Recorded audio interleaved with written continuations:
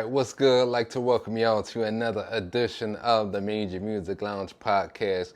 Joined by your boy D. Dot for another episode. If this is your first time tuning into the Major Music Lounge podcast, I like to talk all things music production, just as I like to do on my YouTube channel. You can actually go ahead and hit the subscribe button if you're watching this on YouTube, as well as I like to post these streams to all the podcast streaming platforms, so like Apple Podcasts, Spotify Podcasts, wherever you get your podcasts from, you could actually also listen to this on those platforms. So if you're new to the Major Music Lounge podcast, I like to interview other producers that may also have a background in content creation, as well as sound designing. Also producers that may have placements, whether that's with like a major artist, as well as like in the film and TV space. So if you are a music producer and you do any one of the things that I just mentioned, I would love to have you on the Major Music Lounge podcast. Even artists, you're also welcome. I have had artists on the podcast in the past talk about some of the projects they're releasing, maybe also the producers that they work with.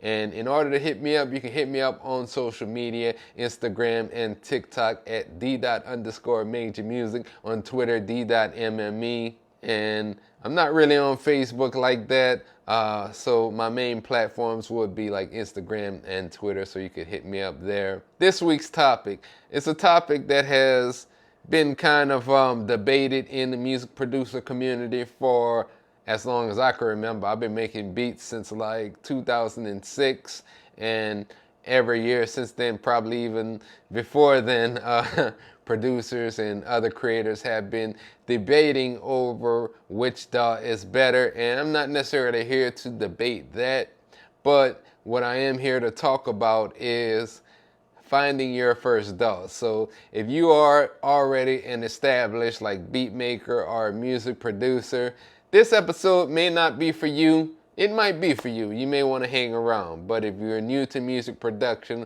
this episode is pretty much for you. So, with that being said, let's kind of rewind. If you've listened to the podcast for quite some time, you might have heard some snippets and some bits and pieces of some of what I'm about to discuss.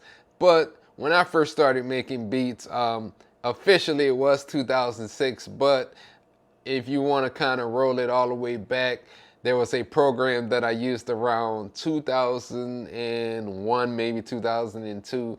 Anyhow, I was at the time living with some friends and also working at a local Best Buy down in Lafayette, Louisiana. And I remember like one day I was just stocking software. Yes, kids. They used to actually put all the software on a disk, and then you would insert the disk in your computer and install that program into your computer. But the name of that app was called Magic's Music Studio, and I don't know if it's still around, honestly, but Magic's Music Studio wasn't as in-depth as a lot of the current DAWs. And if you're if you're new to music production, a DAW is a digital audio workstation. So that's what most producers that have been making beats for a very long time will call it. But yeah, most of the DAWs now allow you to make your beats from the ground up. Anyhow, going back to Magic's Music Studio, it was mainly a loop-based program. So you went in, you picked out the loop, and then you found some drums and you put the drums behind it. You found a bass, you put the bass behind it, and you just kept it going until you were satisfied with the beat. You couldn't actually play MIDI notes. You couldn't even sample just like you would do then. It was just strictly loop-based production. And then after that, a few years passed by. I want to say then it was about 2005, 2006. I'd actually moved over from Lafayette, Louisiana to Dallas, Texas around that time. And I remember when I touched down here, one of the first programs that I got around that time was Reason 3. And shout out to actually my good friend who's no longer with us, 3D. But 3D was actually my music producer mentor. And I remember one day, might have been again '06, and he had came over to the crib, and he was more of a hardware music producer. He did a lot of his beats on the Motif 6, I think it was at the time. But he came through and, he had heard some of the beats that I made previously using Magic's Music Studio and even a little bit with Reason. But what he kind of did is when he sat down, he kind of shared some perspective with me that I took really with every DAW that I use till this day, and it got me to understanding really that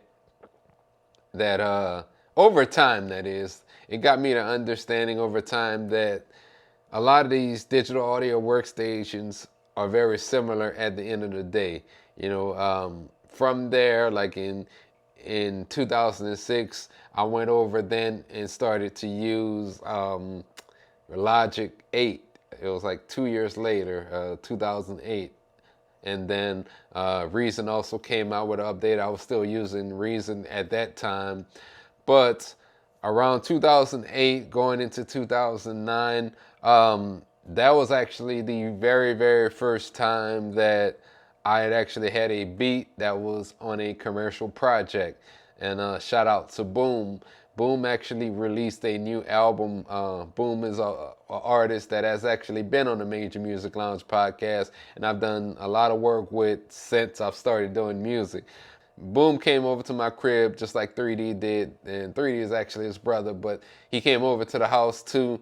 And I remember this moment clear as day. Me and Boom was just chilling at the crib, and I was just making some beats at the moment. And then Boom was just like, I need one more track, maybe even two. And I remember I ended up making the intro right there on the spot for him. In addition to, I made another song that was called Trial Girl that he released on that album, New King on the Block. And then also kind of around 2008 as well, like I remember latter part of that year, I also bought an MPC 2000 XL. That was kind of my introduction into hardware at that point. And I used the MPC 2000 XL for actually a couple of years. And I actually made quite a few beats that went on some projects around that time. And I really enjoyed using hardware. And with that kind of being said, I continued to use the MPC 2000 XL. And then later on, I had an accident. So at the time, I told this story as well on the podcast. And around the same time as the MPC, I was also using an iMac at that time. And you probably, if you follow me on social media, you probably seen the pictures of the MPC 2000 XL on my desk, and then right above that you had the iMac. I think it was like a '07 model iMac. That's when they still had the PowerPC processor in there, and I think it was something like a 17-inch. But I'd had that for a couple of years, and I made a beat one night, and then the next day I went in to mix the beat. But when I went to power on my computer, I got this blue screen to death. So yeah, after that, I ended up having to sell my MPC, and the reason I sold my MPC was to buy another computer. So around that time, I was also introduced to Machine and just the whole Machine ecosystem. And I gotten introduced to Machine because I saw a lot of other producers that were using it at that time. And it looked pretty cool to me because it was one of the first programs that really allowed you to use the software and the Machine hardware to create before like Akai got into this and Ableton got into it, and a lot of these other companies. So I thought it was a really unique concept. Now, I just took a chance and bought it. I watched a lot of YouTube videos on Machine at that time, and pretty much ever since, let's say 2010 or maybe even 2009, let's just say since around that time, I pretty much, I would say, been using Machine as my primary DAW of choice. I still, at that time though, was using Logic I think it was Logic 9 over that time. Then Logic 10 eventually came out.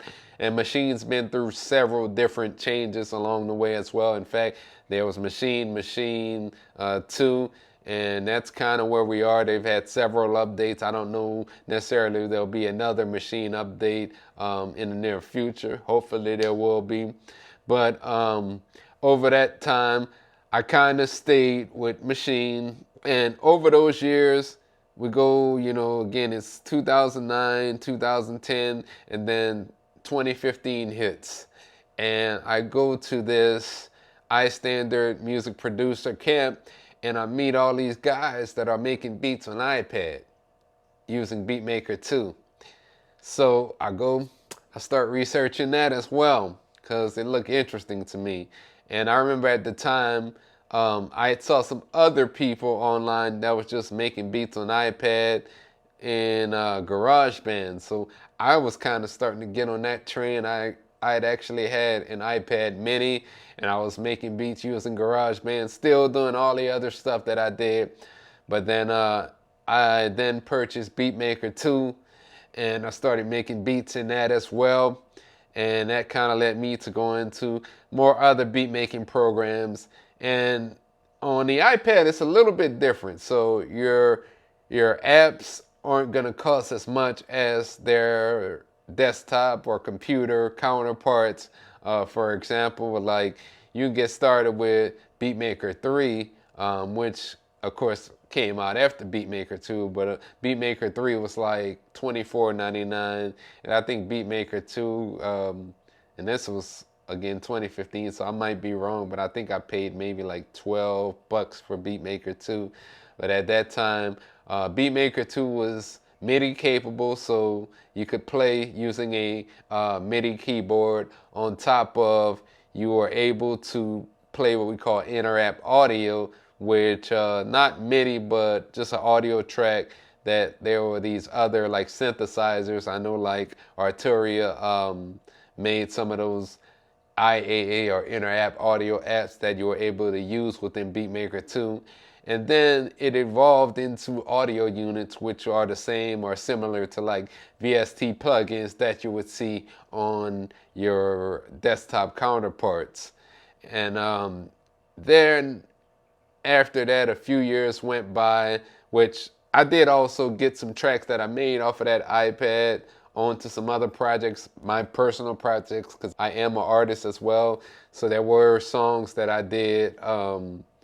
There was one called Motion Picture Life, which was on Major Moves 2 that I released a video for. That whole beat was actually made in Beatmaker 2, and I decided to use it for my album.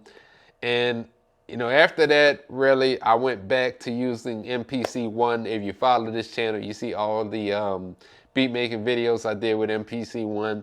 And the only reason I went to MPC was because I was used to that workflow going all the way back to like the MPC 2000 XL. So I told that story to really outline, at the end of the day, find yourself a DAW that you're real comfortable using. Now, with all of that being said, all of those different apps or music making programs that I tried over those years, a lot of them do not have trial versions, but there are some of them that do. I think FL Studio does. There was at one time, I think Reason actually still does have a trial version that you can download. That is the first step in, I would say, trying to find your DAW of choice or whatever beat making program that you want to use, because never before, as me being a creator for as long as I have been, have I ever heard a music fan say, oh, I don't like that song because it was made in FL Studio. Oh, I don't like that because it was made in Logic. Oh, but I like that one because it was made in Machine. You don't hear music fans say that thing. You don't hear music fans say things like that. So, you may consult with some other people and they might steer you in a certain direction, but at the end of the day, all of these apps, all of these DAWs are designed for us to be able to create music. And You know, whether that's, I've even had some friends that they've loaned me hardware to try out to see if like I like certain synthesizers, or invited me to go to their studio so I could try out a certain app or a certain program to see if I like it. And I remember even like one of my friends back then, that's when Logic Pro 8 came in the big box with like 12 discs that you had to install. That kind of took you, what, about 12 hours or so to install. And I remember he gave me that big box. He had already had Logic installed on his computer. And he was like, man, go ahead, see if this will work and try it out. And I tried it out. And when I tried it out, Logic to me, I like the simplicity of it. I like the fact that I could find all the sounds that I needed. I like the fact that I can find a place to do my inserts as far as like my plugins and where I want to send my signal in case I want to create a bus track that have different plugins on it, maybe like a reverb or a delay. So I like the simplicity of Logic, and it reminded me also, it was similar at that time to what Reason was doing. In fact, I still think Logic and Reason have some similarities to them. Now, Logic, you can of course do more, like you can lay down vocals and create yourself a whole track from the ground up in Logic. Not to say Reason you can't necessarily do that. You do need, you know, some additional software in order to do so. But I say that to say, like, when it comes to these programs, ask yourself really, what do you want to do? Do you just want to make beats?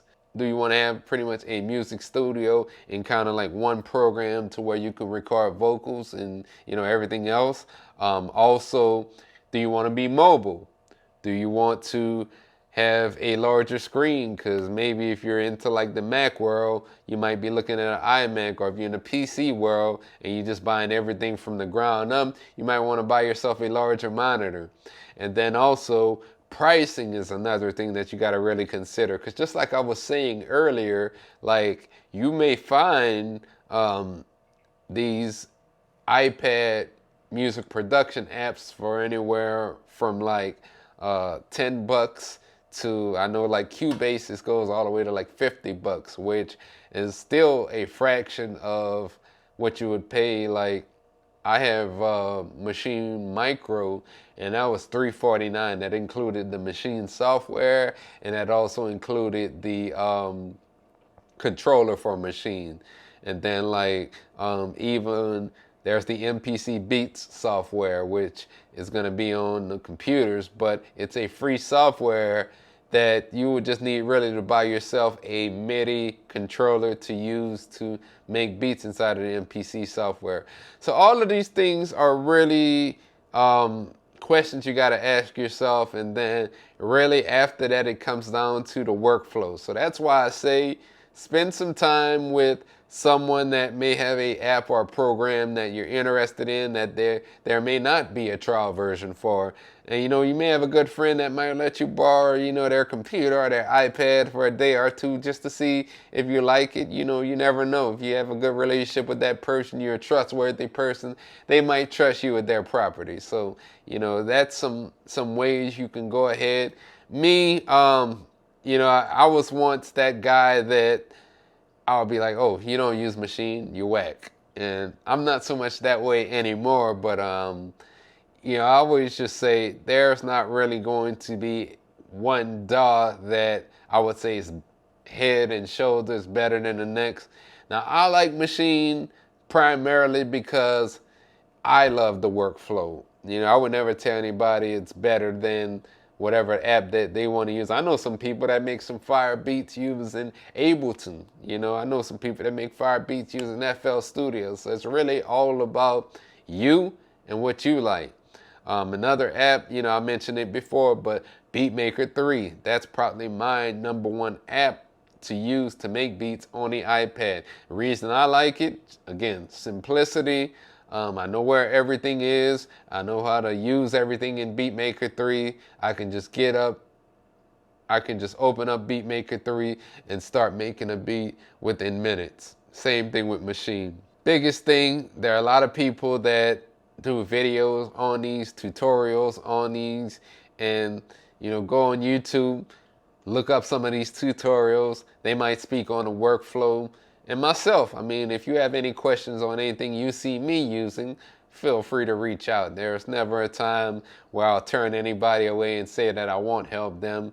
And, if I can't help you, then I'll point you in the right direction of somebody that does use that program, because I can guarantee that I know at least one person that uses everything that I just mentioned, all the apps that I don't use personally. So, don't necessarily think it's really a hard process as far as finding out what should be your first DAW and what you should use to make beats, because the debate's gonna always go on. There's always gonna be a debate about which beat making app or beat making program you want to use to create, and I just say find something that you're comfortable with using. So that's pretty much all that I have for this episode of the podcast. I just wanted to make something because I'm gonna start doing some of these shows where I'm kind of going solo and just talking about different topics in between the times where I may have someone on to do an interview. If you're a producer and you're watching this and you would like to come on and interview, definitely hit me up on all these social platforms. You can hit me up on Instagram at d._major music. Same thing on TikTok. You could also hit me up on Twitter at d.mme. If you like this video or this podcast, if you're on YouTube watching, please go ahead, hit the like and subscribe button. I like to upload these on a weekly basis. I am going to be taking some time off pretty soon. This is my little summer break, but I will be back. And if you follow me on those other platforms, you're going to know when I come back. But definitely hit me if you're looking to be on the show. With that being said, I'm looking to interview other music producers that create content, that are music production app developers. So also music producers that have placements, whether that's with a major artist or whether that's in the film or TV space. I would love to get you on the Major Music Lounge podcast. I hope you enjoyed this episode. It's your boy D. Dot, and I'm out.